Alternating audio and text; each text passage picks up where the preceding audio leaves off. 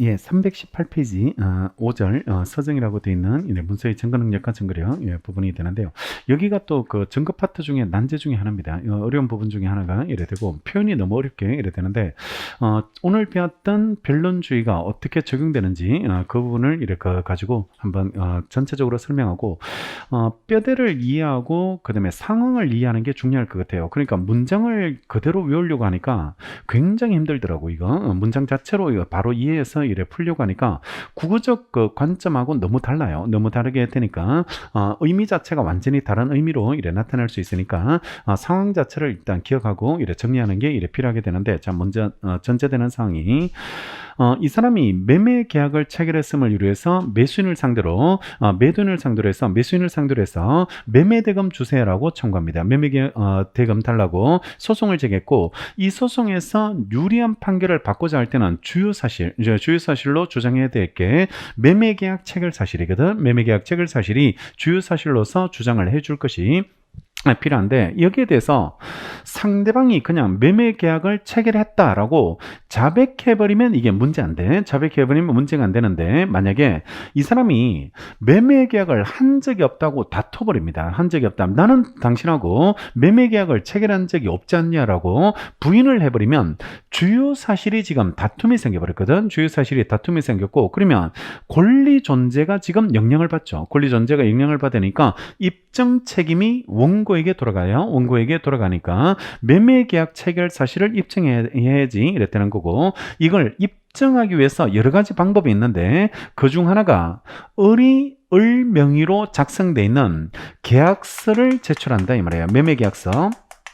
이걸 제출해 가지고 얘를 입증하겠다는 겁니다. 얘를 입증하겠다. 그러니까 주요 사실의 존재가 다투어지니까 증거 제출 책임에 따라서 당사자가 증거를 가져온 거야. 증거를 가져와서 매매계약서를 이래 제출해서, 판사님 매매계약서가 존재합니다. 따라서 이거는 매매계약이 체결된 겁니다라고 법정에다가 이래 내어놓겠죠. 법정에다가 내어놓는 거. 여기까지가 이제 변론주의에 따라서 증거 제출 책임이 이래 적용이 되는 거예요. 그러면 이걸 판사님이 받았을 때부터 출발하자. 지금부터 이래 판사님이 받았을 때, 판사님이 이걸 증거 수집을 이래 그 증거 제출을 받았을 때, 이제 판사님은 이걸 믿어야 될까 말아야 될까를 따져야 되거든. 믿어야 될까 말아야 될까. 그러게 매매계약서를 과연 증거로 써야 될지 말아야 될지를 이래 따져야 되는데, 실질적 전결에 의해서 증거 가치 문제를 따지게 되거든.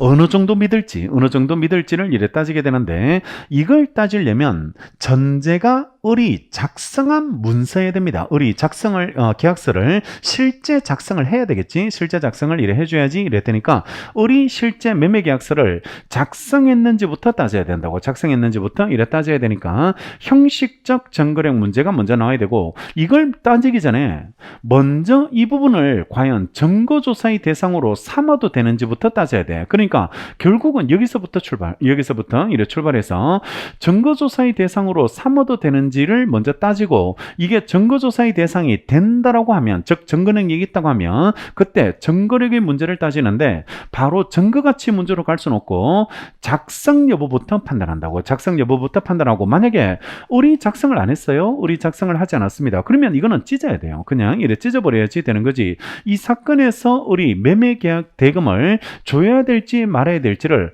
우리 작성하지도 않은 예를 가지고 판결하면 안 돼요. 판결하면 안 되니까 공식이 형식적 증거력, 즉 작성했다는 거, 이걸 진정 승립을 인정했다라고 부르고, 진정 성립을 이래 인정했다고 부르고, 진정 성립이 인정됐을 때 증거 가치를 따진다 이렇게 가자. 그러니까 진정 성립 여부부터 먼저 따지겠다. 진정 성립부터 먼저 따지고, 작성했다면 증거 가치를 따진다. 증거 가치를 이래 따져 들어가게 되니까 요걸 먼저 판단한다. 이 부분을 먼저 판단하는데, 형사 소송에서는 여기를 되게 많이 봐요. 그 증거 능력의 그 대상이 되는지 이런 것들을 위법하게 증거를 수집하는 반성이 반성적 태도로서 형사소송에서는 여기를 대개 제한합니다. 여기를 이래 대개 제한해서 전문 증거도 과연 증거로 능력이 있는지, 전문 증거를 과연 증거 능력을 가질 수 있는지 이런 것들을 이쪽에서 많이 공부하게 되는데, 증거조사의 대상으로 삼아도 되는 거와 삼지 않아야 되는 거, 그러니까 위법하게 수집, 함정수사 이런 것들을 해가지고 자료를 수집을 이래 해왔는 거, 그걸 함부로 남을 처벌하는데 써먹지 말자는 겁니다. 써먹지 말자, 이런 논의가 이래 나오게 되는데, 민사소송은 그 문제가 아니거든. 처벌할 수 있는지 그런 문제가 아니기 때문에 이거는 크게 제한 없습니다. 크게 이래 제한 없고, 민사소송은 다 증거 능력을 인정하게 이랬다니까 큰 문제가 없고, 중요한 거는 이거 형식적 증거력, 과연 진정 승립을 인정할 수 있는지, 진정 승립 자체가 인정되는지 여부, 여기가 이래 중요한 논점이 이랬다니까 이걸 먼저 따지고, 이게 있어야지 따져들어갑니다. 있어야지 따져들어가고, 이게 인정되지 않으면 끝이야. 그냥 이래 끝나게 이랬다니까 그 과정이고, 그러면 이게 있는지 없는지, 형식적 증거력, 그 진정 승립 작성했는지 안 했는지를 따져봐야 되는데, 따지는 방법은 판사님이 얘한테 물어봅니다. 판사님이 얘한테 물어봐가지고, 당신 이 계약서를 작성한 적이 있으세요? 없으세요? 라고 물어보고, 여기에 대해서 피고인 을이 승립을 인정할 수도 있고 부정할 수도 있거든.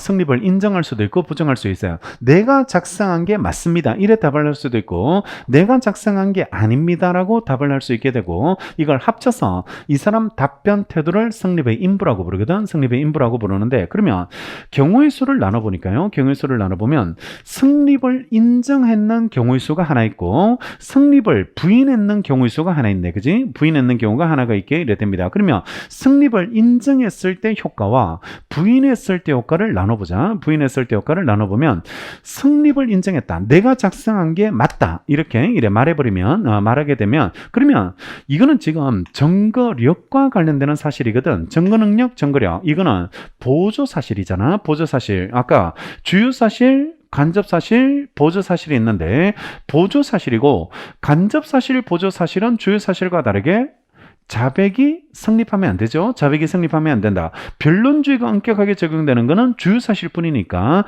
자백의 구속력이 발생하는 것은 주요사실에 대해서만 자백의 구속력이 생기고, 간접사실, 보조사실은 변론주의가 적용되지 않잖아. 변론주의가 적용되지 않으니까 자백의 구속력이라는 게 없어야 되는데, 우리 판례가 예외적으로 이걸 인정해요. 예외적으로 인정해서 재판상 자백이나 자백 간주의 법리를 적용합니다. 보조사실인데도 불구하고 예외적으로 이걸 자백의 법리를 적용한다. 자백의 법리를 적용하니까 자백의 구속력이 나오고 철회가 제한됩니다. 그래서 함부로 이래 철회할 수 없게 되고, 이게 인정돼 버렸습니다. 진정 승립이 이래 인정돼 버리면, 여기서는 진정 승립 문제는 끝나버렸습니다. 자백해 버리니까 끝나버리고, 그 다음에 증거가치 문제로 넘어가고, 증거가치 문제로 얼마만큼 믿을지 이 문제로 이래 넘어가게 된다. 아시겠죠? 그러니까 특이한 게 보조 사실인데도 자백을 인정해주는 예외, 자백을 인정해주는 예외로 그렇게 이렇게 가시고, 자, 그 다음에 여기가 하이라이트입니다. 얘기를 잘 들으셔야 돼요. 이쪽이 중요하게 되는데, 부인했어요. 부인했습니다. 그러니까 내가 작성한 게 아닙니다라고 이래 부인을 해버리면요, 그러면 다툼이 생기거든. 다툼이 생기게 되고, 다툼이 생겼을 때는 입증이 필요하죠. 그죠? 입증이 필요하게 되는데, 누가 입증할까가 문제되는데, 원칙은 제출자가 입증합니다. 제출자. 자, 주요 사실은 존재가 다투어지면 성립이 다투어지기 때문에 원고가 입증하잖아. 원고가 입증하게 되는데, 지금은 증거와 관련되는 사실이거든. 증거와 관련되는 사실인데, 증거는 얘가 제출할 수도 있고 피고가 제출할 수도 있거든. 피고가 제출할 수 있고, 피고가 대표적인 제출하는 게 영수증입니다. 영수증. 변제했다는 사람은 영수증 이거 받아오거든. 영수증 받아오게 되니까 변제했다는 피고는 영수증을 제출해. 영수증을 이래 제출하게 됩니다. 따라서 제출자가 원고도 되고 피고도 된다고. 원고도 되고 피고도 되니까 원고다 이렇게 가지 말고, 이거는 영수증은 제출자가 피고가 될 수 있으니까 제출한 사람이 입증한다, 이렇게 기억하는 게 맞아요. 이렇게 기억을 해줘야지 되니까 제출자가 입증을 해줘야지 이렇게 되는데, 근데 아까는 말했지만 소송으로 오는 것들은 대개 사람들을 안 보는 곳에서 이런 것들을 작성하는 경우가 많고, 또 요즘 생각해보세요. 계약서를 쓸 때 손글씨 쓰는 사람 없어요. 손글씨 쓰는 사람이 없고 거의 다 출력을 다 해버리거든. 컴퓨터로 출력해버리고 이름까지 다 출력해서 이래 정리하고 여기다가 그냥 도장만 이래 찍어버리거든. 도장만 이래 찍어버리는 매매계약서 쓸 때 이런 형태로 이래 처리됩니다. 그러면 이걸 을이 작성했다는 걸 입증한다는 게 너무너무 어려운 거야. 너무너무 어렵게 이래 되니까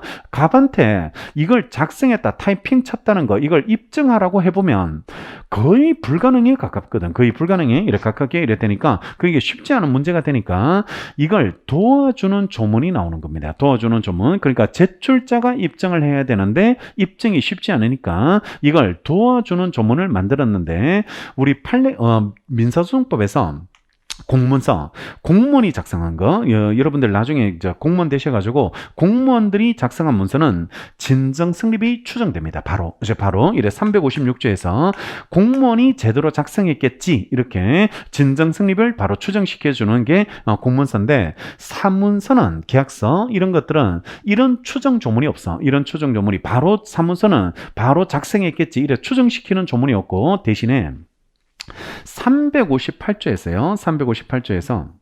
358조 민소법 이래 358조에는 이 조문이 있습니다. 어떤 조문이 있냐 그러면, 내용의 진정이라고 해서 내용을 쓴 것을 입증하지는 못했지만, 작성한 것을 입증하지는 못했지만 날인의 진정입니다. 날인의 진정.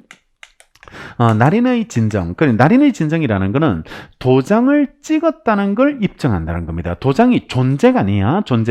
존재한다는 걸 인정하는 게 아니고, 날인이 존재한다, 이게 인정됐다는 게 아니고, 날인의 진정은 찍었다는 거, 승립입니다. 진정 승립. 날인의 진정 승립. 그러니까 도장을 날인했다는 걸 입증하는 거야. 도장을 날인했다는 걸 입증하면 358조에서 내용까지 쓴 걸로 봐주겠습니다. 내용까지 작성한 걸로 이래 봐주겠다고 해서 사문서는 제한적으로 추정해 줍니다.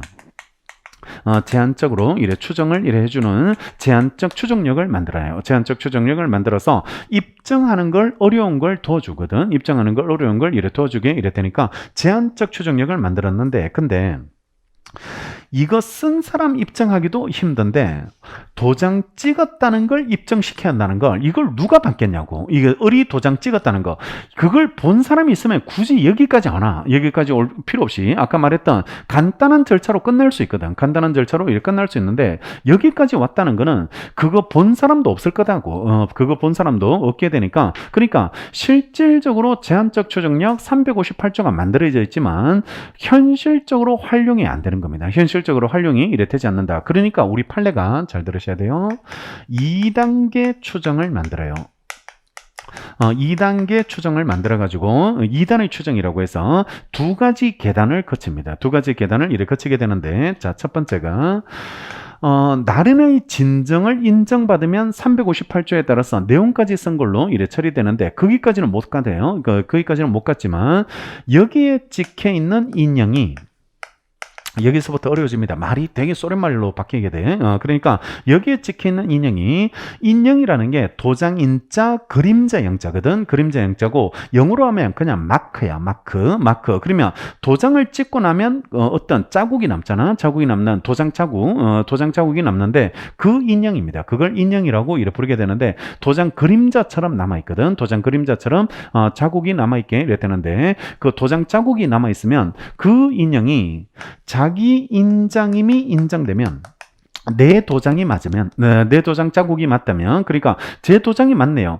여기서 찍혀 있는 도장은 무조건 지금부터는 인감입니다. 인감 도장을 말하고, 막도장은 아니에요. 막도장은 누구나 다 팔 수 있기 때문에, 제가 이 사람 이름으로 막도장 파가지고 찍어버릴 수 있기 때문에 그거는 인정되지는 않고, 여기서 말하는 거는 무조건 인감이야. 인감이 이래 되는데, 여기에 찍혀 있는 인형이 그 사람 인장임이 인정되면, 그러니까 당신 도장 맞습니까? 이래 묻는 거야. 판사님 여기에 찍혀있는 인감도장이 당신 인감도장 맞으세요라고 하면, 을이 제 인감은 맞네요라고 하면, 제 인감은 맞습니다라고 하면, 우리 판례가 이거 스스로 날인한 걸로, 스스로 날인한 것으로 사실상 추정시켜버립니다. 사실상을 추정을 이래 받게 이래 되는데, 자, 이 개념을 잡아야 되는데, 법에서 추정하는 경우가 법률상 추정, 경험칙을 통해서 추정하면 사실상 추정, 경험칙을 통해서. 그러니까 되게 아까 왜 그 신호 위반했다, 그 다음에 과속 운전했다, 그 다음에 뭐 어떤 차가 중앙선을 침범했다 이러면 경험칙상 그거는 과실이 추정되는 거거든. 경험칙상 과실이 이래 추정되는데 그게 사실상 추정이고, 자, 민총할 때 추정하고 간주하고 구별해 봐야 돼. 추정하고 간주하고 구별해야 되는데, 실종 선고는 본다라고 돼 있기 때문에 그 사람이 살아 돌아왔다 아니면 살아 있다는 걸 입증했다고 해서 실종 선고 효과가 번복되는 게 아니고 반드시 실종 선고 취소 심판을 받아야지 되는 거고, 근데 추정되는 조문들은 반대 사실 입증으로 깰 수 있잖아요. 반대 사실 입증으로 깰 수 있는데, 그러면 입증을 통해서 깰 수 있는 게 추정이야. 입증을 통해서 깰 수 있는 게 추정인데, 근데 법률상 추정되는 거랑 사실상 추정되는 거랑 차이점은 입증의 정도가 달라. 입증의 정도. 그러니까 법률상 추정은 판사님한테 확신을 심어줘야 돼. 확신을 이렇게 심어줘서 10중 8구 맞다 이런 식으로 그 믿음을 줘야지 추정이 깨진다. 이렇게 처리되고, 그걸 본증이라고 부르고, 본증을 통해서 깨는 거고, 사실상 추정은 경험칙을 통한 추정이니까 그거보다는 입증의 정도를 낮춰줘. 그래서 의심을 품게 해주면 돼. 의심을 이래 품게 해주면 된다. 그래서 이걸 입증 정도가 약해. 이걸 반증이라고 불러. 반증이라고 이래 불러서 입증을 통해서 이렇게 깨어질 수 있게 이래 되는데, 자, 지금 여기서 문제되는 게, 여기에 찍혀있는 도장이 당신 인감도장이 맞습니까? 이래 묻거든. 인감도장이 맞습니까? 라고 물으면 판사님이 물어봐. 을한테 물어보면 제 인감도장이 맞습니다. 이렇게 말하면요, 그러면 우리 거래계에서 인감을 보관하는 형태를 살펴보면 인감이라는 게 항상 가지고 다니고 언제나 찍을 수 있는 도장이 아니고 집에 고이고이 모셔놓거든. 고이고이 모셔놓고 실제 중요한 거래가 나타날 때만, 중요한 거래가 있을 때만, 매매계약서 보증 쓸 때, 저당권 설정할 때, 그때만 인감 들고 가서 찍거든. 인감 들고 가서 찍어요. 그러니까 거래계에서 인감 도장을 보관하는 형태를 살펴보니까 이게 찍혔다는 말 자체에서 이 사람이 도와주지 않으면 찍힐 수가 없는 구조야. 찍힐 수가 없는 구조니까 이거는 경험칙상 그 사람이 찍었든지 아니면 찍으라고 줬든지 둘 중 하나일 거라고. 둘 중 하나가 이래 될 테니까 여기에 그냥 찍히진 않거든. 인감도장은 그냥 날인이 되진 않으니까 인감도장의 보관 형태를 살펴봤을 때는 그 사람의 의사관여가 있을 거다 이 말입니다. 의사관여가 있을 거고, 경험칙상 그게 타당해. 경험칙상 이래 타당하게 되는 거고, 이게 추정을 받아버리면 358조가 기다리고, 358조가 이래 기다리고, 358조가 날인의 진정이 인정돼 버리면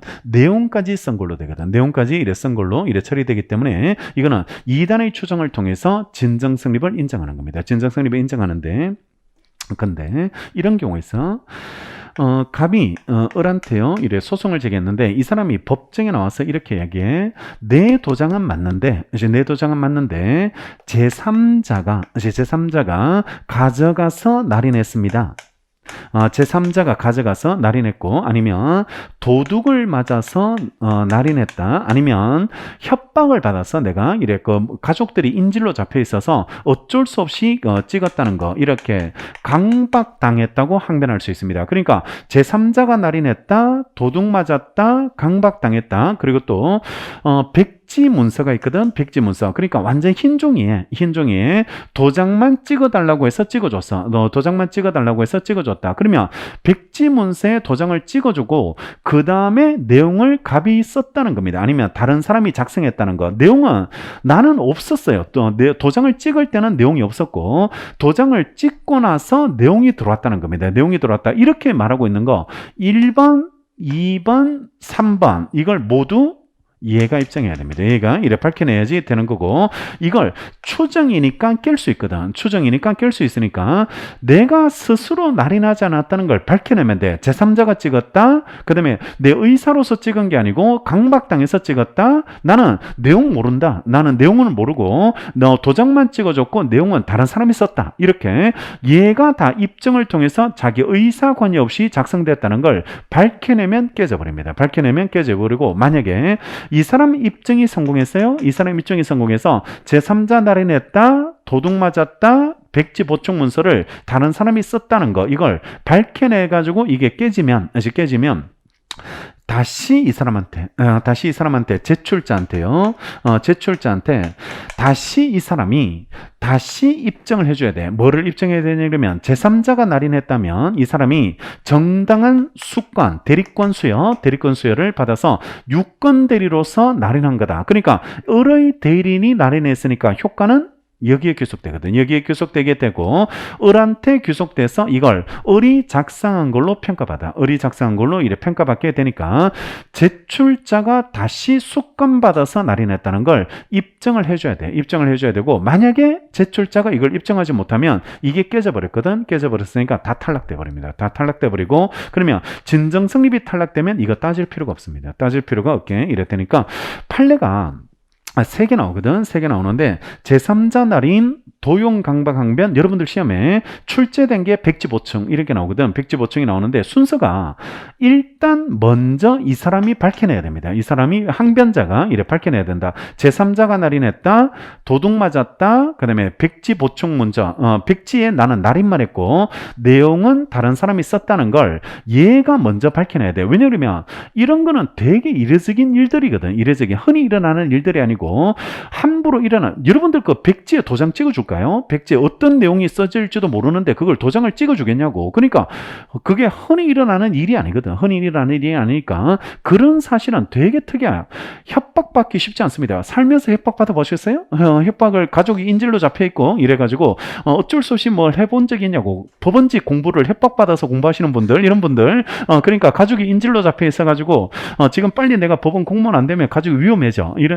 이런 사람이 잘 없다고. 이런 상황이 잘 일어나지 않으니까 굉장히 이례적인 일이라고. 이례적인 일이 되니까 항변자가 이걸 밝혀내야 되고 만약에 이걸 밝혀냈을 때 만약에 항변자가 이걸 밝혀내면 다시 공원 이쪽으로 넘어옵니다. 공원 이쪽으로 이래 넘어오게 이래 된다고. 제출자가 입증을 하게 이래 되는 거고 얘가 입증을 하는 이유는 이것 때문에 사실상 추정을 이래 스스로 날인한 걸로 추정을 받기 때문에 이 사람이 추정받는 부분을 깨버릴 수 있다고. 깨버릴 수 있게 되는 거고 경험칙을 통해서 이걸 추정받았던 걸 뒤집을 수 있습니다. 그러니까 내 도장은 맞지만 도둑 맞았어요. 내 도장은 맞지만 얘가 가져갔어요. 아니면 내가 도장은 맞지만 나는 도장만 찍어줬어요. 이런 이야기 했다면 그 부분을 다 을이 입증해야 돼요. 을이 이래 밝혀내야지 이래 되는 거고 그게 밝혀지면 그때는 이게 깨져버리거든. 이게 이렇게 깨져버리게 되고 이게 탈락되면 그때는 제출자에게 넘어옵니다. 제출자가 이 부분에 대해서 다시 이 사람이 수권받아서 날인했다는 거 이런 것들을 이렇게 처리하게 되니까 1번이 돼야지 2번으로 넘어온다. 2번이 돼야지 2번으로 넘어오고 1번이 안 되면 2번으로 오지 않는다. 2번으로 오지 않게 이래 되니까 그러면 이게 깨진 상태로 끝나버립니다. 깨진 상태로 끝나버리고 2번을 입증해야지 이걸 다시 이어줄 수 있어. 붙여줄 수 있게 이래 되니까 이걸 입증하면 다시 이한테 효과가 계속돼서 책임을 져야 되고 입증 못하면 그냥 다 깨진 상태로 이렇게 끝나버리게 된다라고 이렇게 보시면 됩니다. 이 흐름을 타야 돼. 이 흐름을 타야 되고 자 그다음에 여기까지가 진정 성립을 인정한 부분이거든. 진정 성립을 인정한 부분이고 그러면 을이 작성했다는 게 확인되면 그 다음에 따지는 게 이거야. 증거가치 문제가 이래 되는데 어느 정도 믿을지 문제가 이래 나오는데 이거는 처분 문서와 보고 문서로 나뉜다. 보고 문서로 이래 나뉘게 되는데 입증하고자 하는 증명하고자 하니까 문서 자체에 나타나 있는 거 이걸 처분 문서라고 부르는데 대개 계약서들 이런 것들이 처분 문서가 되는데 이 처분 문서는 형식적 증거력이 인정되면 실질적 증거력은 바로 추정돼 버립니다. 바로 이래 추정돼 버리니까 매매 계약서를 작성한 게 확인되면 그때는 매매 계약은 있겠지라 이 말이에요. 있겠지라고 바로 추정해줘도 무방하게 이랬다니까 처분 문서의 경우는 이래 실질적 증거력이 추정되고 보고 문서는 입증해야 돼요. 보고 문서는 입증해줘야 되는데 예외가 공문서인 보고 문서를 좀 다르게 취급하는 경우가 있습니다. 다르게 이래 취급해주는 경우가 등기부 그 다음에 판결문 이런 것들은요 등기됐다는 이유만에서 아까 봤던 어떤 실체적 권리가 추정되고 판결이 있었다는 사실로서 이게 유력한 증거 자료로 활용할 수 있게 이래 되는 그런 문제로 이래 처리되니까 등기부와 판결문은 예외적으로 이래 특별한 취급을 해주게 이래 된다라고 기억하시면 됩니다.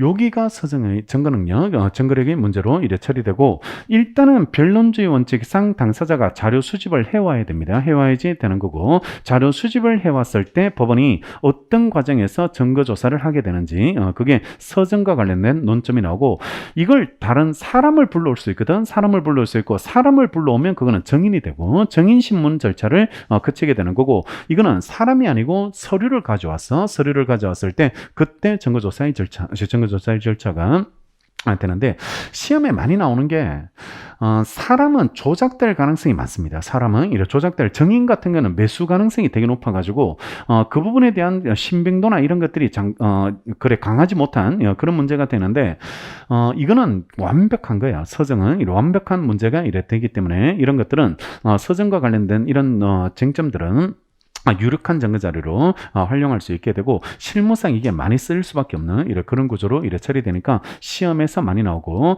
판례가 괜히 이렇게 말하지는 않는다. 2단계 추정이라는 게 인감 도장을 보관하고 있는 글의 형태를 살펴보면 이렇게 해석해 주는 게 타당하게 이래 되니까 그런 문제가 되는데 일단은 이게 흐름을 타가지고 이해를 한 상태에서 읽어야 돼. 안 그러면 그냥 읽으면은 이 말 자체가 너무 어려워. 말 자체가 너무 어려운 느낌을 이래 주게 되니까 문장 독해하다 끝나버립니다. 독해하다 끝나버리니까 머릿속에 그림을 그려놓고 한번 읽어보자. 읽어보면 이게 어느 단계를 읽고 있는지 이런 것들을 배우게 되고 시험은 이쪽에 집중됩니다.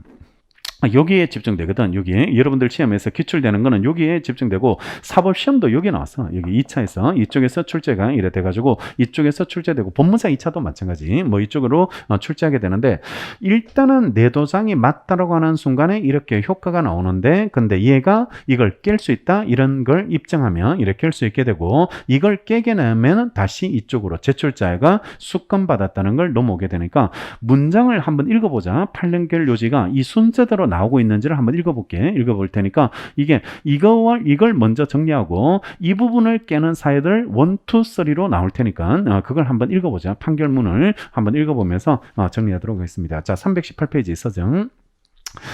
서정이라는 것은 문서를 열람해서요. 그에 기재된 의미, 내용, 이게 포인트죠. 내용을 증거자료로 하기 위한 증거조사를 서정이라고 이래 되는 거고 밑에 구별 개념 보시면 문서에 기재된 내용을 자료로 하는 것이 서정이기 때문에 문서의 외형 존재 자체를 자료를 하면 이거는 검증이라고 불러요. 검증이라고 불러서 구분합니다. 그러니까 내용을 지금 증거로 쓸지 말지를 따지는 게 서정이고 존재한다, 존재하지 않는다, 위조됐다, 위조되지 않는다 이렇게 외형 존재 자체가 따지면 검증이다. 검증으로 이래 불러서 검증물로 이래 처리가 된다는 거죠. 자, 넘어가셔서 문서의 종류. 공문서, 사문서로 이렇게 구분할 수 있게 되는데요. 공무원이 그 직무 권한에 대해서 직무 권한의 사항에 대해서 직무상 작성한 문서를 공문서 이 부분을 사문서라고 이렇게 부르게 되는데 차이점은 이것 때문에 구분해요. 공문서면 진정 승립이 추정되는 거고 사문서는 이런 추정 조문이 없거든. 추정 조문이 없으니까 공문서, 사문서를 구분하는 이유가 이것 때문에 이렇게 구분하게 되고 그다음에 2번 처분문서. 처분문서는 증명하고자 하는 법률정의 그 문서 자체에서 이루어진 경우의 문서를 말하고 각종 계약서 이걸 생각하세요. 각종 계약서가 처분 문서가 되고 보고문서는 작성자가 듣고 보고 느끼고 판단한 바를 기재한 문서고 대표적으로 뭐 영수증이나 가족관계 등록부나 등기부 이런 것들이 이제 보고문서로 처리하시면 되는데 이걸 구별하는 시력은 여기 구별하는 시력은 처분문서는 형식적 증거력만 인정되면 실제적 증거력이 추정되는데 보고문서는 그렇게 추정되진 않거든. 그러니까 그 부분 때문에 구별하게 되고 자 판결서. 판례는 판결서의 경우에 그 판결이 있었던가 또 어떤 내용의 판결이 있었는가의 사실을 증명하기 위한 점에서는 처분문서로 보지만요. 그 판결서 중에 한 사실 판단을 그 사실을 증명하기 위해서 이용하면 이때는 보고문서가 됩니다. 보고문서가 이래 되니까 판결이 있었는지 없었는지 이런 걸 증명할 때는 처분문서가 되는 거고 판결서 중에 어떤 사실 판단을 그 사실을 증명하기 위해서 이용하면 보고 문서가 되는 거죠. 그다음에 3번 참고로 원본, 정본, 등본, 초본으로 구분할 수 있는데 원본은 문서 그 자체고 정본은 특히 정본이라고 표시한 문서의 등본으로서 원본과 같은 요력이 있는 겁니다. 원본과 같은 요력이 있는 게 정본이 되고, 그 다음에 등본은 원본 전부를 카피했던 거, 원본 전부의 사본을 말하고, 초본은 일부만 카피했던 걸 이래 초본이라고 이래 부르게 되는 거고, 문서 제출은 원본, 정본, 인정 등본으로 해야 되고, 다만 상대방이 이의를 하지 않을 때는 사본의 제출에 의한 증거 신청도 가능합니다. 가능하게 이랬으니까 서정 신청 제출의 방법을 기억하시면 되겠죠. 나중에 이제 송달할 때 서류 구분을 해요. 서류 구분을 이래 되는데, 송달할 때는 사본이 원칙이고, 예외적으로 원본안을 하는 경우는 정말 예외고, 대개 사본으로 송달하고 정본을 보내주는 경우가 있어. 정본을 보내주는 경우가 소송이 종료되는 겁니다. 포기일락조서 뭐 이런 것들, 화유조서 이런 것들은 정본을 보내주도록 이래 돼 있으니까, 송달할 때 서류는 사본이 원칙이고, 서정을 제출할 때는 원본이 원칙이고, 원본이 원칙으로 정리하면 되겠죠. 자, 로마제 2번 증거는요. 추상적으로 증거조사의 대상이 될 수 있는 자격입니다. 자격의 문제를 증거능력이라고 부르고, 형사소송과는 달리 증거능력에 제한이 없는 게 원칙이에요. 따로 제한을 크게 두지 않습니다. 그래서 판례는 소재기 후에 개정사실에 관해서 작성된 문서나 서정의 사본 이런 거 다 증거능력이 있습니다. 증거능력이 있게 되고, 2번 위법하게 수집된 증거의 증거능력인데요. 상대방의 동의 없는 무단녹음입니다. 무단녹음 이런 것들을 위법하게 수집한 증거의 경우에도 증거 능력이 있는지가 이래 문제되게 되는데, 판례 다음 페이지. 판례는 증거에 관해서 자유심정주의를 채택하였음을 들어서 비밀로 녹음한 녹음 테이프라도 위법하게 수집했다는 이유만으로 증거 능력이 없다고 할 수 없다는 겁니다. 부정의 부정이니까 긍정. 증거 능력이 있다 이 말이죠. 증거 능력이 긍정될 수 있습니다. 자, 로마자 3번 증거력이에요. 중요한 거. 문서의 증거력을 판단할 때는 우선 형식적 증거력 유무를 조사를 해야 돼. 진정성립. 이게 작성됐는지 작성되지 않았는지 여기부터 따져야 돼요. 여기부터 따져야 되고, 이걸 확실히 하고 그 다음에 형식적 증거력이 있다고 한다면, 인정된다면 그때는 실질적 증거력을 따져요. 실질적 증거력을 따지고, 형식적 증거력이 탈락되면 이걸 가치 문제를 판단할 필요 없잖아요. 가치 문제를 판단할 필요 없으니까 그는 바로 끝나버리게 이랬다는 거죠. 그래서 2번 형식적 증거력, 진정 성립을 이래 따지게 되는데, 의의가 문서가 거정자가 주장하는 특정인의 의사에 의해서 작성된 것을 문서의 진정 성립이라고, 진정하게 성립된 문서를 형식적 증거력이 있다고 이래 부르게 이래 됩니다. 여러분들은 이 문장이 쉬우세요? 이 문장 자체가 이래 쉽게 읽히냐고 보세요.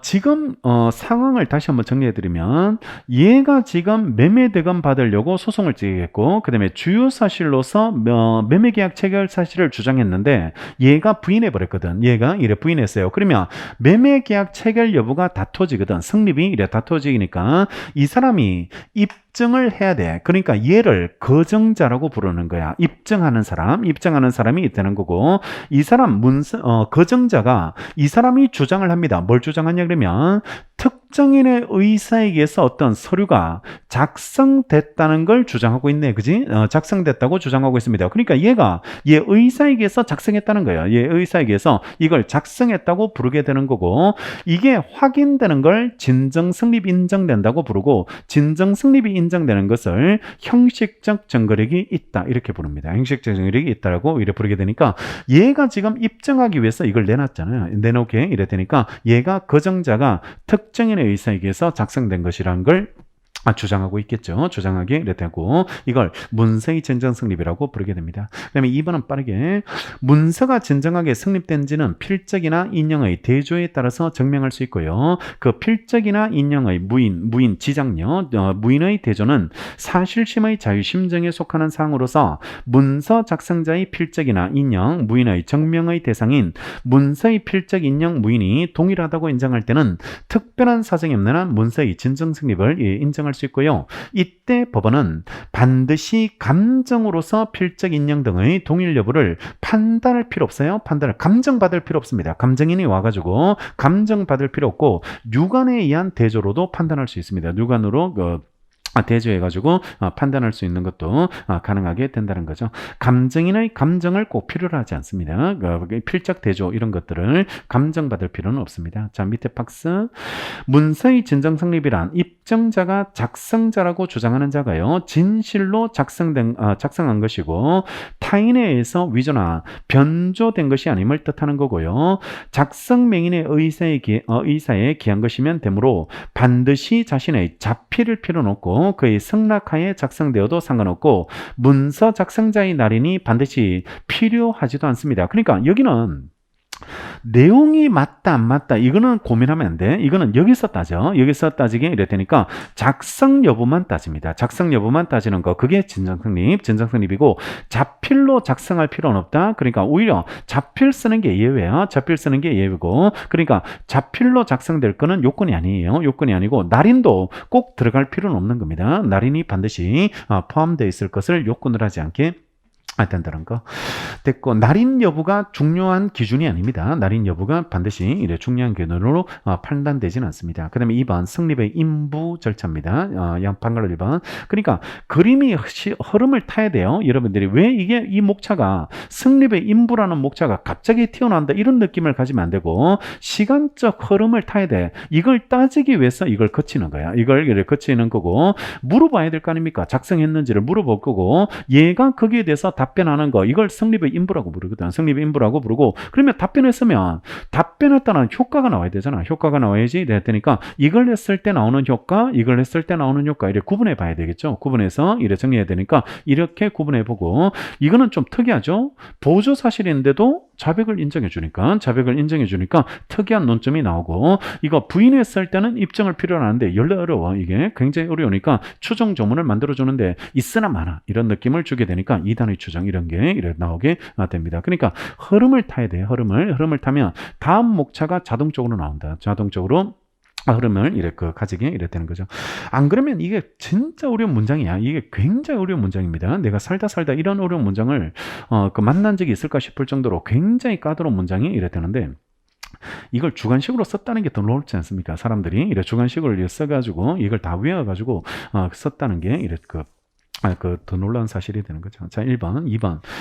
정말 다행이죠. 우리가 객관식을 본다는 게 주관식이 아니라는 게 얼마나 다 고르면 돼. 이렇게 골라가지고 어떤 게 나왔나, 이게 나왔나, 이렇게 골라 들어가면 되니까 이것도 이해를 잘하고 있어야 돼요. 안 그러면 완전 남의 문장에 현혹돼가지고 주관식은 내 국어로 표현해주면 되거든. 내 국어로 표현해주면 되니까 어떻게 보면 편할 때가 있는데, 이거는 남의 국어에 현혹될 가능성이 되게 높아. 이거는 되게 높으니까 살짝 바꿔놓거든. 살짝 바꿔놓기 때문에 이게 여러분들 국어하고 맞지 않으면 되게 힘들 수 있게 되니까 잘 이해하고 넘어가야 되겠죠. 자, 1번.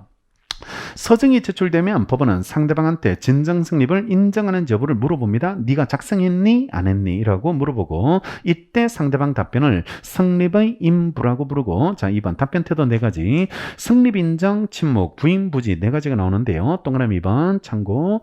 자기 명의 문서에 대해서는 부지라고 말하지 말라는 겁니다. 부지라고 말하지 말고 부인 또는 인정을 하라는 겁니다. 네 이름으로 작성돼 있는데 모르겠다라고 말하면 어떻게? 부인하든지 아니면 인정하든지 둘 중 하나를 해야지 되는 거고, 이때 만약에 부지라고 답변하면 그것만으로 전거력을 배척하지 말고 그 문서의 서명이 자신의 것인지 인형이 진정한 것인지 여부를 성명해보라는 겁니다. 그러니까 여기는 모르겠다면 그러면 이거는 뭐냐 하는 거예요. 이거 도장은 네 도장이 맞는지 아니면 네 사인이 맞는지 이런 것들을 물어보라는 거. 성명을 통해서 물어봐주게 되고, 만일 서명이나 인형까지 부인해 내 도장이 아니야, 내 서명이 아니다 라고 하면, 그러면 그때는 상대방 갑한테 이게 뭡니까? 라고 물어봐야 되겠죠. 당신이 이거 왜 냈어요? 이 사람 도장도 아니고 이 사람 필적도 아닌데 이걸 낸 이유가 뭡니까? 라고 입증을 촉구하는 겁니다. 입증을 이렇게 촉구하게 된다라고 이렇게 보시면 되고, 다음 페이지. 문서의 진정 성립을 부인할 때는 단순 부인은 안 되고 이유를 구체적으로 밝혀야 되는 이유 부인만 가능하도록 되어 있습니다. 자, 3번 답변 효과. 이거 2개. 이걸로 답변했을 때 나눠보자. 그래서 성립 인정했을 때, 부인했을 때 두 가지로 구분해서 1번 상대방의 성립 인정이나 침묵으로 답변해요. 침묵으로 답변하면 그때는 주요 사실에 대한 경우처럼, 원래는 이렇게 효과를 주는 게 아닌데 주요 사실에만 주는 건데, 근데 이걸 주요 사실처럼 취급했어요. 재판상 자백이나 자백 간주 법리가 적용된다는 겁니다. 그러니까 이거는 변론주의 완전 예외야. 예외가 이랬다니까 원래는 주요 사실에 대해서만 자백을 줘야 되고 간접 보조 사실에 대해서는 자백이라는 게 안 나와야 되는데 판례가 인정해 준다고. 판례가 인정해 주게 되는 거고, 이게 자백에서는 반대로 설명하겠네. 자백에서는 원래 자백의 대상 적격은 주요 사실이고 간접 사실은 안 되는데 예외가 이게 나와. 예외가 이게 문서의 진정 성립 이런 것들은 예외로 취급된다. 이런 이야기가 반대로 나오겠죠. 그다음에요 판례 입장이고, 따라서 법원은 자백에 구속돼서 형식적 증거력을 인정해 줘야 되고 취소하려면 반드시 주요 사실처럼 동삼 진소를 갖춰야 돼. 동삼 진소 이런 것들을 갖춰야지만 취소할 수 있도록 이래 돼 있으니까 함부로 취소 안 돼. 자백돼 버렸기 때문에 함부로 취소가 이래 인정될 수 없게 이래 된다라고 평가하시면 되고, 여러분들 시험 오른쪽에 1번 지문이 나왔어요. 1번 지문이 나왔는데 보시면 문서에 찍힌 인형의 진정함을 인정했습니다. 내가 찍었다 이렇게 인정해 버렸다면 그때 당사자는 나중에 이를 자유롭게 철회할 수 없다. 왜? 이게 돼버렸기 때문에, 이게 자백이 돼버렸기 때문에 함부로 철회 안 돼. 함부로 이래 철회가 안 되는 자백의 효과를 적용받거든. 효과를 적용받기 때문에 철회할 수 없게 이래 된다는 겁니다.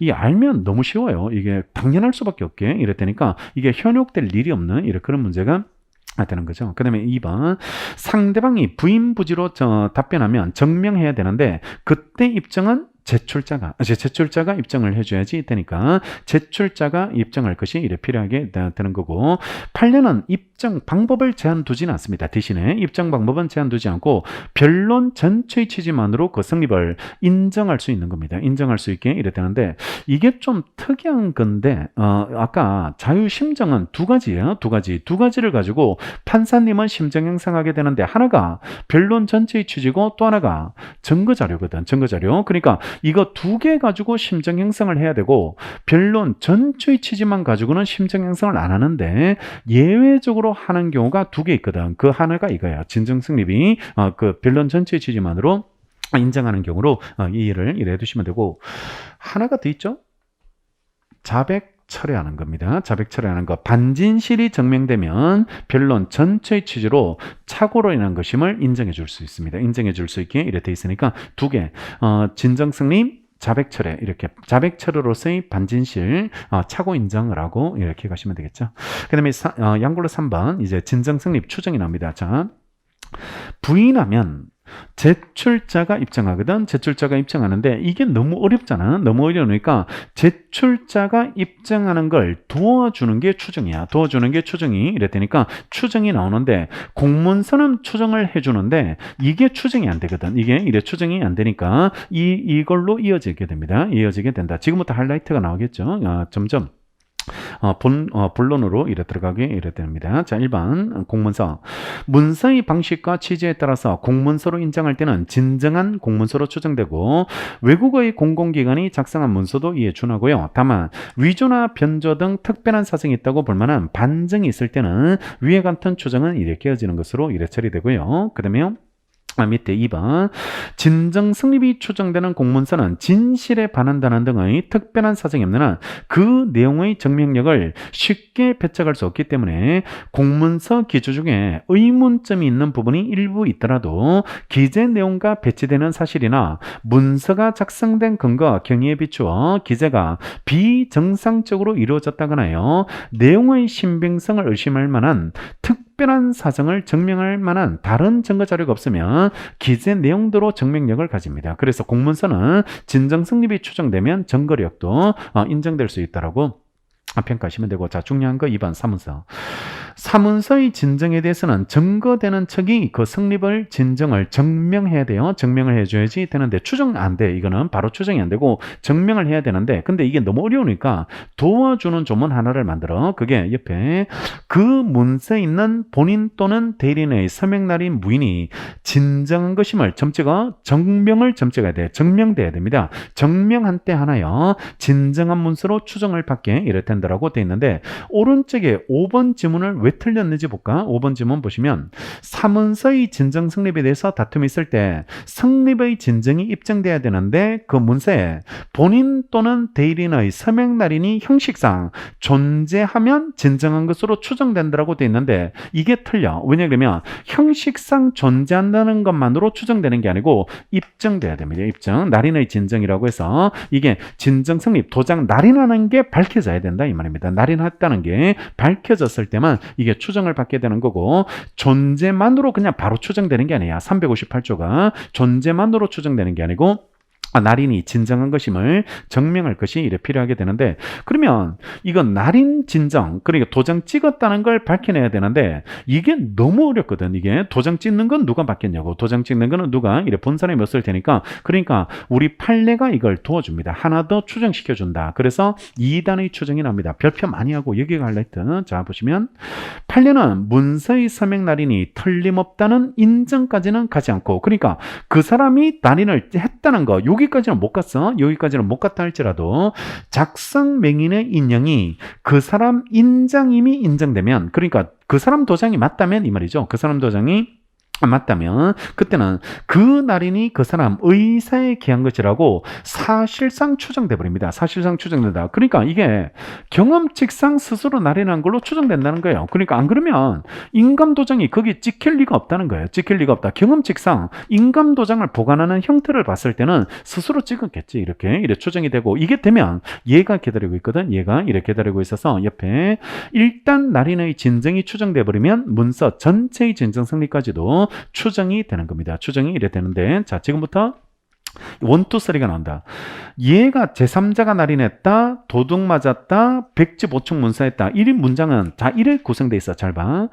얘가 먼저 그걸 밝혀줘야 돼. 제3자가 날인했다, 도둑 맞았다, 그 다음에 백지 문서에 나는 도장만 찍었다는 걸 일단은 얘가 먼저 밝혀내야 돼. 밝혀내고 이게 밝혀졌다면 그 다음에 얘한테, 제출자한테 정당한 수건을 받았다. 이렇게 입증 책임이 넘어옵니다. 문장을 이걸 찾아내야 돼요. 문장을 여러분들이 이걸 스스로 찾아내시면서 읽어줘야 됩니다. 밑에 보세요. 다만 위와 같은 사실상 추정은 날인행위가 작성명인 이외의 자에서 이루어진 것임이 밝혀졌다면, 그러니까 작성명인 이외의 자, 작성명인 말고 다른 사람이 날인했다는 게 밝혀졌다면 그때는 끼어지죠. 왜냐하면 이게 스스로 날인한 걸 추정해 주는 건데 얘가 찍지 않고 다른 사람이 찍었다는 걸 얘가 밝혀냈다 이 말입니다. 밝혀냈다. 그러면 이거 깨지는 거죠. 깨지게 이랬다는 거고, 이게 깨지면 그 다음 누구한테?